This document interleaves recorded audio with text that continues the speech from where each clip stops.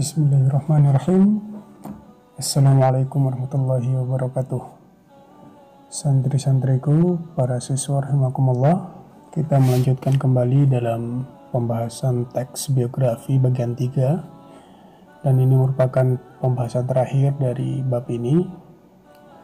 Melanjutkan pembahasan kita pada pekan yang lalu, yaitu di poin 4, struktur teks biografi.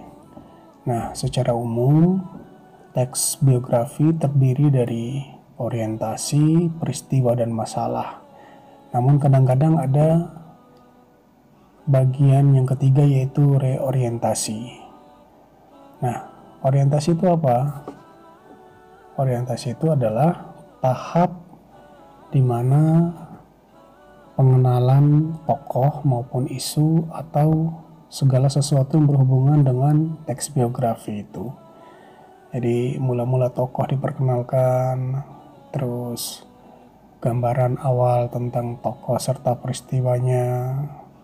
Jadi secara gamblang aja dulu, tidak berlebihan. Adapun di struktur yang kedua, yaitu peristiwa dan masalah, tahap ini adalah bagian kejadian atau peristiwa yang dialami oleh tokoh. Ini mulai serius, bukan sekedar pengenalan tokoh lagi, tapi sudah pada peristiwa demi peristiwa, berisi penjelasan suatu cerita, baik itu berupa pemecahan masalahnya, proses berkarirnya, peristiwa yang menyenangkan dari si tokoh, yang menegangkan, yang menyedihkan, hingga mengesankan yang pernah dialami oleh tokoh hingga mengantarkannya untuk meraih mimpi ataupun cita-cita dan kesuksesan. Nah, tentunya semua kejadian tersebut diurai dalam bagian ini. Adapun yang bagian ketiga adalah reorientasi, adalah tahap penutup, di mana penulis akan menuliskan akhir dari teks biografinya, berisi mengenai pandangan penulis kepada tokoh yang dikisahkan. Hanya saja ini bersifat opsional, tidak wajib ada, akan tetapi akan sangat disarankan untuk dituliskan. Selanjutnya, poin kelima adalah unsur kebahasaan teks biografi. Nah, sebagaimana yang dalam pembahasan teks-teks yang lain, tentunya teks biografi juga punya unsur kebahasaan. Nah, yang pertama adalah kata hubung atau kata penghubung.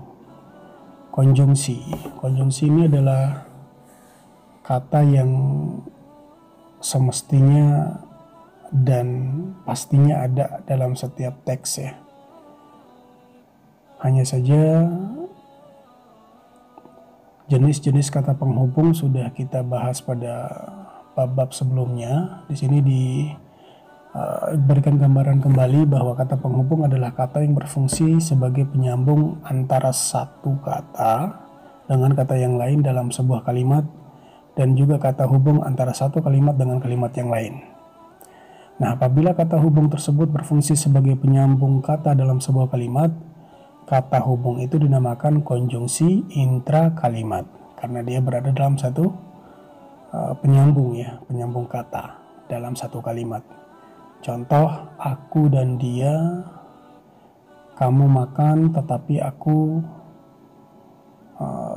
bosan misalnya, kamu minum lalu pergi, kamu makan kemudian tidur, dan seterusnya. Nah, apabila kata hubung tersebut berfungsi menyambungkan antara satu kalimat dengan kalimat yang lain, kata hubung itu dinamakan konjungsi antar kalimat. Contoh, oleh karena itu, akan tetapi, meskipun demikian, tidak hanya itu. Nah, antum bisa memasukkannya dalam contoh-contoh kalimat yang mau antum gunakan. Nah, selain kata penghubung, ada unsur kebahasaan yang lain dalam teks biografi, yaitu rujukan kata. Rujukan kata yaitu kata yang merujuk pada kata lain yang sudah diungkapkan sebelumnya. Kata rujukan dikategorikan menjadi beberapa bagian. Ada kata rujuk benda, misalnya ini, itu, tersebut. Ada kata rujuk tempat, misalnya di sini, di sana, di situ. Dan ada kata rujuk orang, misalnya dia, ia, beliau, mereka, nya, dan seterusnya. Nah, ada unsur kebahasaan yang lain,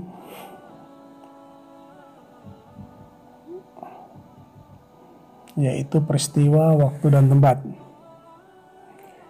Dalam teks biografi terdapat kata yang berfungsi menunjukkan peristiwa, waktu, dan tempat yang dialami oleh tokoh. Kalau istilah yang lain itu namanya temporal, yang menunjukkan waktu tertentu. Misalnya kata sejak, setelah, ketika, dan yang lainnya. Ataupun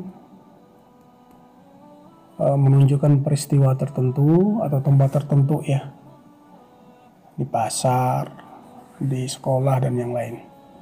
Yang D adalah kata kerja.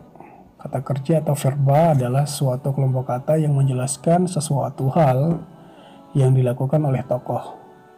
Artinya simpelnya kata kerja itu adalah sesuatu yang dilakukan oleh tokoh ya. Kata kerja dibagi menjadi dua, yakni berdasarkan bentuk dan berdasarkan jenis. Nah, kata kerja berdasarkan bentuk, yang pertama adalah kata kerja dasar. Jadi kan ada kata kerja yang tidak berimbuhan tuh, tanpa ada imbuhan, tidak dimasuki imbuhan apapun, itu namanya kata kerja dasar. Misalnya makan, tidur, jalan. Sedangkan ada kata kerja yang berimbuhan, ketambahan awalan dan akhiran misalnya. Contoh, lari jadi berlari, takut menjadi menakutkan, dan yang lainnya. Baik, segitu dulu untuk pembahasan kita. Kalaupun ada pertanyaan nanti silakan dilayangkan di grup WA atau bisa meninggalkan pertanyaan di kolom komentar di video ini. Ya, mohon maaf atas segala kekurangan. Nantikan kalaupun ada tugas ya tinggal kita diskusikan di grup WA. Sekali lagi mohon maaf atas segala kekurangan. Assalamualaikum warahmatullahi wabarakatuh.